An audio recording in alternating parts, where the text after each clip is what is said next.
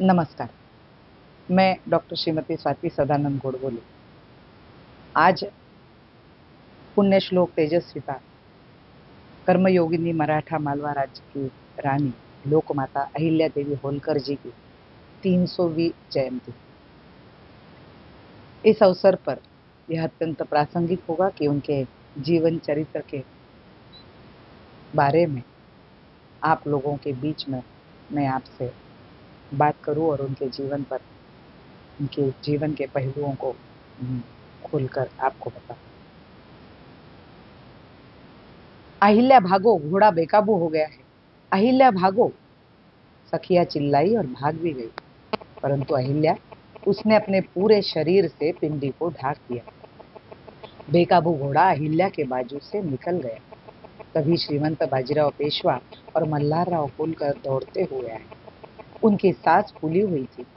श्रीमंत बाजीराव जी ने अहिल्या को जोर से खींचते हुए बोला, बेटा, अगर बेकाबू घोड़ा तुम्हें रोंद कर चला जाता तो?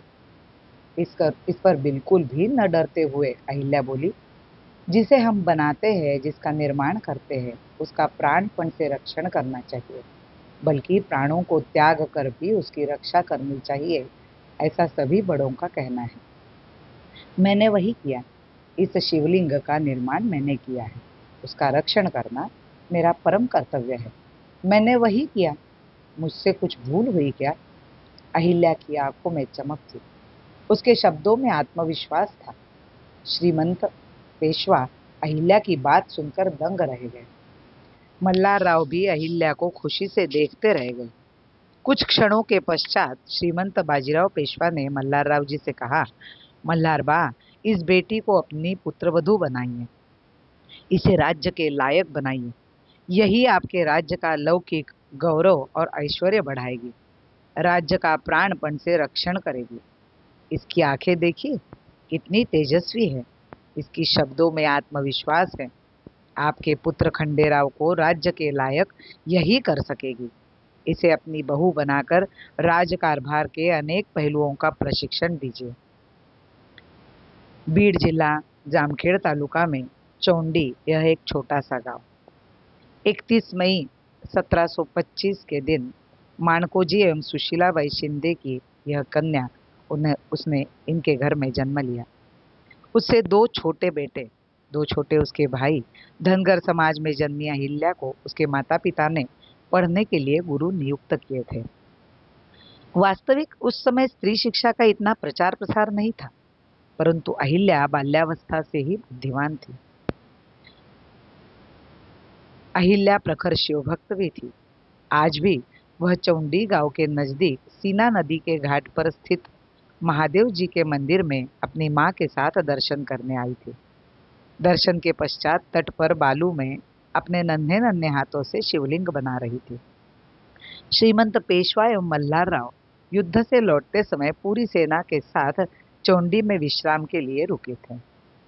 वही सेना का घोड़ा बेकाबू हुआ था। चौंडी की इस अहिल्या को देखकर मल्हार राव जी ने अहिल्या के माता पिता से भेंट कर अपने पुत्र खंडेराव के लिए अहिल्या का हाथ मांग लिया। अत्यंत सामान्य कुल अहिल्या होलकर घराने की रानी बनी। सन 1733 में उनका विवाह हुआ। अहिल्या मानो सुवर्ण पदक चिन्हों से होलकर घराने की बहू बनी। उसके गृह प्रवेश के साथ ही होलकर घराने का ऐश्वर्य बढ़ता गया। 20 जनवरी 1734 में श्रीमंत पेशवा ने मल्हार राव जी को मालवा प्रांत में वंश परंपरागत चलने वाली मनसबदारी जहागिरी बहाल की। उन्हें सनद, वतनदारी तथा परगणे इनाम में दिए। मल्हार राव जी का विशेष सम्मान तथा गौरव कर होलकर राज्य की विधि विधान के साथ स्थापना की। विवाह हुआ तब अहिल्या मात्र 8 वर्ष की थी। विवाह के पश्चात पुनः उसकी पढ़ाई शुरू हुई। मल्हार राव जी ने अहिल्या के लिए गुरु नियुक्त किए। गणित, विज्ञान, इतिहास, भूगोल, नागरिक शास्त्र, संस्कृत, इन सभी विषयों की शिक्षा अहिल्या को दी जा रही थी। बुद्धिमान अहिल्या जिस प्रकार बच्चा घटाघट दूध पी लेता है, उस प्रकार सारे पाठ याद कर लेती थी। गणित में इतनी पक्की हुई कि एक नजर में हिसाब में त्रुटि ढूंढ लेती। घुड़सवारी करना, तलवार चलाना इत्यादि युद्धाभ्यास भी अहिल्या ने आत्मसात कर लिए थे। घुड़सवारी करते हुए चारों दिशाओं में जिले, तालुका क्षेत्र, तीर्थ क्षेत्र, सड़कें तथा अनेक जानकारियां उसने कर ली थी। अपनी निगरानी में अहिल्या ने स्त्रियों का एक सैन्य दल भी तैयार कर लिया था। अपने देश पर निष्ठा, सादा जीवन, उच्च आचार एवं विचार, चारित्र्य संपन्न था और ईश्वर में असीम श्रद्धा, यह थे अहिल्या के गुण। अपने मिलनसार व्यक्तिमत्व से उसने ससुराल में सबके दिल जीत लिए, सबकी बहुत सेवा की। अहिल्या के बहुगुणी व्यक्तित्व को देखकर मल्हार राव जी ने उसे अब राज्य कारभार की जिम्मेदारी देना प्रारंभ कर दिया। इतना सब कुछ रहते हुए भी अहिल्या का सांसारिक जीवन कठिन था। उसके पति खंडेराव को राज्य कारभार में बिल्कुल भी रुचि नहीं थी, बल्कि शिकार जैसे तत्सम खेलों में ही उन्हें रुचि रही।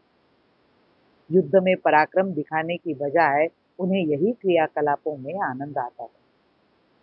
1745 में अहिल्या देवी का एक पुत्र हुआ, मालेराव, तथा 3 वर्षों बाद एक कन्या हुई। उसका नाम रखा गया मुक्ता। मालेराव भी अपने पिता के नक्शे कदम पर ही चलने लगा। अहिल्या को इस बात की हमेशा टीस रहती, परंतु इन सब बातों के लिए उन्हें समय ही कहाँ था। वह तो राज्य कारभार में पूर्णतः व्यस्त हो चुकी थी।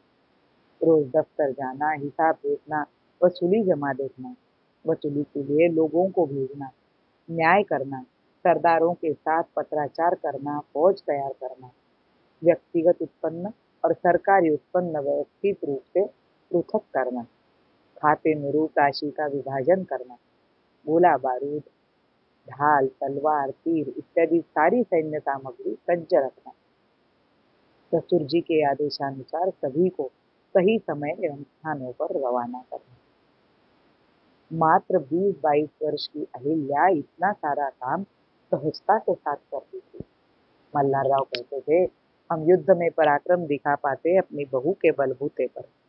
निश्चिंत दिमाग से हम युद्ध लड़ते, अन्यथा हमें राज्य की चिंता ही परेशान करती। साक्षात मल्हारी मार्तंड ने भी हमें यह रत्न दिया।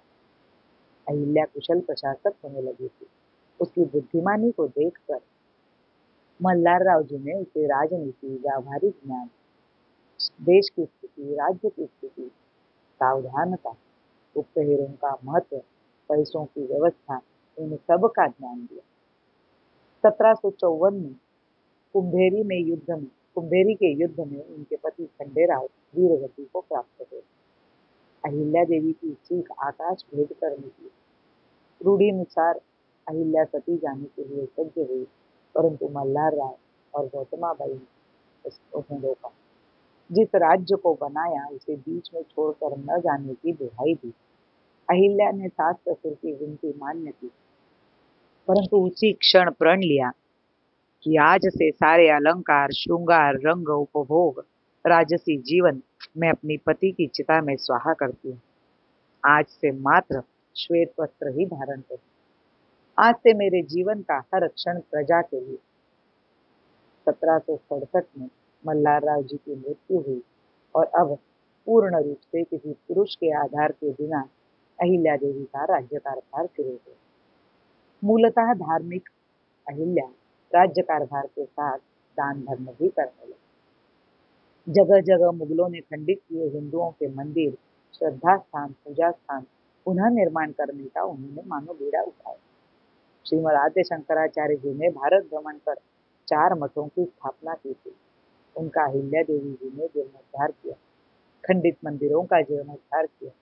जबलपुर में भी भेड़ाघाट में नर्मदा जी के बीचों बीच एक पत्थर पर उन्होंने एक शिवलिंग की स्थापना की। जगह जगह पुण्य कलीला नदियों पर घाट बनाए। देश की जनता को दैनिक कार्यक्रमों के चलते किसी दुर्घटना का शिकार न होना पड़े, यह अत्यंत दूरदृष्टिपूर्ण कारण था नदियों पर घाट बनाने का।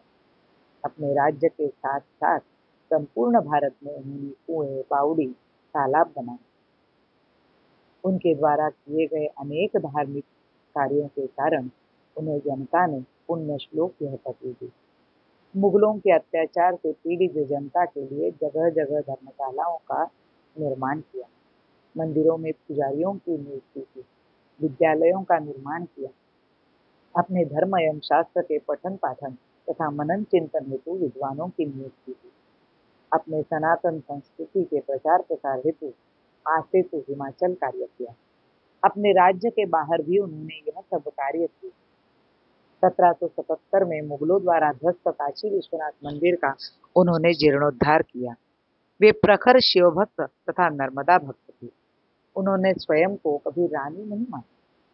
यह शासन शिव का है, मैं मात्र सेवक हूँ, इस भावना के साथ वे राज्य कारभार करते। सूर्योदय के पूर्व वे महादेव की षोडशोपचार पूजा किए बिना वे जल भी ग्रहण नहीं करते। उनकी राजमुद्रा पर शिवपिंडी, बिल्वपत्र तथा नंदी का चित्र उनका थोर शिवभक्त होने का प्रमाण देता है। उनके राज्य में पत्र व्यवहार में नीचे श्री शंकर आदने करुण ऐसा लिखा जाता था, तभी उसे राजाज्ञा माना जाता था। सनातन धर्म में पार्थिव शिवलिंग का बड़ा महत्व है। महेश्वर में रोज 1008 पार्थिव शिवलिंग बनाकर नैवेद्य अर्पण कर विसर्जन करने का कार्य अव्याहत शुरू। वाराणसी से नासिक तक पुण्य सरिता गंगा जी पर 11 घाटों का निर्माण किया। काशी में मणिकर्णिका तथा अनेक घाटों का निर्माण किया। 1750 में जब आवागमन के साधन नहीं थे, तब कलकत्ता से बनारस सड़क बना। तब जब सड़क बनाने का तंत्रज्ञान भी प्रगट नहीं था, तब यह सड़क बनाई गई।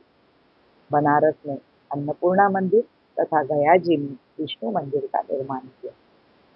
यह सभी धार्मिक तथा सामाजिक कार्य उन्होंने अपनी निजी राशि से तब के 16 करोड़ अर्थात आज के 12,000 करोड़ से किए। विंध्याचल एवं सतपुड़ा पर्वत श्रृंखला के बीच से शिवपुत्री नर्मदा जी का उद्गम तथा क्षेत्र है। वह जीवनदायिनी जीवन रेखा है उस क्षेत्र की। रोज नर्मदा दर्शन की आस अहिल्या देवी जी को इतनी अनावर हुई कि उन्होंने अपनी राजधानी इंदौर से महेश्वर में स्थापित की। महेश्वर में उन्होंने कपड़ा कारखाने स्थापित किए। अपने राज्य के कारीगर, कलाकार, कामगार तथा स्त्रियों, विधवाओं को स्वावलंबी बनाना, यह उनका मुख्य उद्देश्य था। कहते हैं उनके राज्य में सबको इतना काम था कि टाकी के घनों की ध्वनि 24 घंटे सुनाई देती थी। इंदौर को शहर बनाया और वहां तोपों के कारखाने का निर्माण किया। आज के परिप्रेक्ष्य में जब हम कहते हैं कि सरकार का कर्तव्य है कि हर हाथ को काम, भूखों को अन्न और बेघरों को घर, यह काम उन्होंने 250 वर्ष पूर्व ही कर दिखाया। जगह जगह अन्न छत्र चलवाए, प्याऊ बिठलवाए। कर वसूली के पश्चात वे उस पर तुलसी पत्र रखती, कहती, यह मेरा नहीं, राष्ट्र का है। संपत्ति सब रघुपति के आहे, इस मंत्र के साथ राज्य कारभार किया उन्होंने। मेरे कर्मों का हिसाब मुझे ईश्वर को देना है, इस भावना से राज्य करने वाली अहिल्या उसके निर्मोही एवं प्रजावत्सल कार्यों के कारण जीवितावस्था में ही प्रजा ने उन्हें देवी की उपाधि दी। स्त्रियों को समान अधिकार, पति की मृत्यु पश्चात उसकी संपत्ति के उत्तराधिकारी उसकी पत्नी रहेगी। विधवा को पुत्र ना हो तो दत्तक लेने का अधिकार अहिल्या देवी ने अपने राज्य में प्रारंभ किया। पर्दा प्रथा बंद करवाई, सती प्रथा बंद करने का पुरजोर प्रयास किया, परंतु अपने ही परिवार की 18 सतियों की चीखें उन्हें सुननी पड़ी। वह हृदय विदारक दृश्य उन्हें बार बार देखना पड़ा, परंतु वे डिगी नहीं। मृत्यु यह शाश्वत सत्य है, उसका शोक करते हुए बैठे रहने से कर्तव्य करना मनुष्य का उद्दिष्ट है। इसी भावना ने उन्हें कर्तव्य परायण बनाया। जनता के लिए वे मक्खन से भी मुलायम बनती, परंतु न्याय के लिए वे दिल से भी कठोर बनती। न्यायदान के लिए पुणे दरबार के न्यायाधीश रामशास्त्री प्रभुणे के वो समकक्ष थे। उनका नाम बड़ा ही सम्मान के साथ लिया जाता था। अहिल्या देवी ने अपने अपार अधिकार का उपयोग अत्यंत दक्षता के साथ किया। कर्म, संन्यास, ज्ञान, विज्ञान, भक्ति एवं मोक्ष जैसे भगवद गीता के योग अहिल्या देवी ने समाहित किए। दृष्टि एवं दृष्टिकोण के साथ हर कदम राष्ट्र विकास तथा सनातन संस्कृति के लिए अपने जीवन का हर क्षण उन्होंने दिया। कृष्ण नीति तथा चाणक्य नीति के साथ वक्तृत्व, दातृत्व तथा कर्तृत्व अहिल्या देवी में स्वयं सिद्ध है। शुभ्र धवल साड़ी, विशाल भाल प्रदेश, मृगनयनी आंखों वाली सावले तेजस्वी रंग की अहिल्या देवी जब अपनी धीर गंभीर वाणी में बोलने लगती, तब वह शब्द मंत्रोच्चार जैसे आवाज करते। तेज, माधुर्य, ममत्व और शांति का मिलाप उनकी नजर में। कर्तव्य परायणता, मातृत्व एवं दातृत्व भाव, पारदर्शी न्यायदान तथा स्वच्छ एवं कुशल प्रशासक, यह उनके जीवन के महत्वपूर्ण पहलू थे। और इतने सारे जनहितैषी कार्य करने के बावजूद भी वे आत्मप्रौढ़ी से, प्रसिद्धि से दूर रही। प्रसिद्धि परांगमुख उनका जीवन रहा। उनका जीवन एक दीपस्तंभ की तरह। सामान्य कुल में जन्म लेकर भी अपने आचरण से उन्होंने एक आदर्श स्थापित किया। वैराग्य, कर्तव्य पालन तथा परमार्थ साधना उनकी जीवन गाथा थी। शुभ्र धवल चरित्र तथा प्रशासन और घनघोर काला सांसारिक जीवन, ऐसे मात्र दो रंगों के ताने बाने से ही उनका जीवन वस्त्र मानो बुना गया। वे जनता की माता हुई। अनेकों अग्निदिव्यों से तप कर कंचन हुई अहिल्या देवी साक्षात सौदामिनी थी, जो लौकिक जगत में रहते हुए अलौकिक कार्य कर आने वाली पीढ़ी के लिए एक वस्तुपाठ देकर गई। सती न जाते हुए भी सती का जीवन जीकर अपने आचरण से संत श्रेणी में जा पहुंची। ऐसी लोकमाता, कर्मयोगिनी, तेजस्विनी, पुण्य श्लोक अहिल्या देवी जी के चरणों में कोटि कोटि प्रणाम। भारत माता की जय। वंदे मातरम। अहिल्या देवी अमर।